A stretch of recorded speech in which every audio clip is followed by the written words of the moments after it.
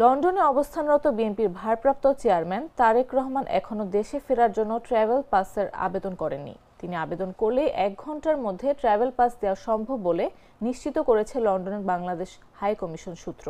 এছাড়া পররাষ্ট্র মন্ত্রণালয়ের এক কর্মকর্তা জানান, তারেক রহমানের ট্রাভেল পাস এখন স্বাক্ষর আর সিলের ব্যাপার মাত্র। সংশ্লিষ্ট সূত্র জানায়, ট্রাভেল পাস নিতে তারেক রহমানের পক্ষে এখনো কোনো আবেদন বা অনুরোধ পায়নি হাই কমিশন। তবে তারেক রহমানের ঘনিষ্ঠ এমন দুজন বিএনপি নেতা হাই কমিশনে যোগাযোগ করেছেন। তারা জানতে চেয়েছেন ট্রাভেল পাস পেতে কতক্ষণ লাগতে পারে। জবাবে বাংলাদেশ হাই কমিশনের কর্মকর্তারা জানিয়েছেন, সর্বোচ্চ 1 ঘন্টায় তার ট্রাভেল পাস ইস্যু করা সম্ভব। ট্রাভেল পাস নিতে সরাসরি বাংলাদেশ হাই কমিশনে যেতে হবে না তারেক রহমানকে। তাকে একটি আবেদন পাঠাতে হবে। আবেদন করতে হবে হাই কমিশনের নির্ধারিত ফর্মে।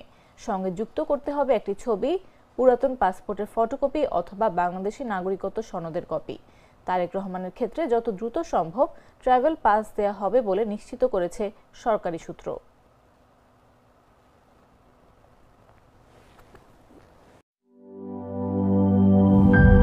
গ্লিটারের টুইন লেমন ও অ্যান্টিব্যাকটেরিয়াল ফর্মুলা বাসনকে চকচকে জীবাণুমুক্ত করে আমাদের দেয় গ্লিটার গ্যারান্টি।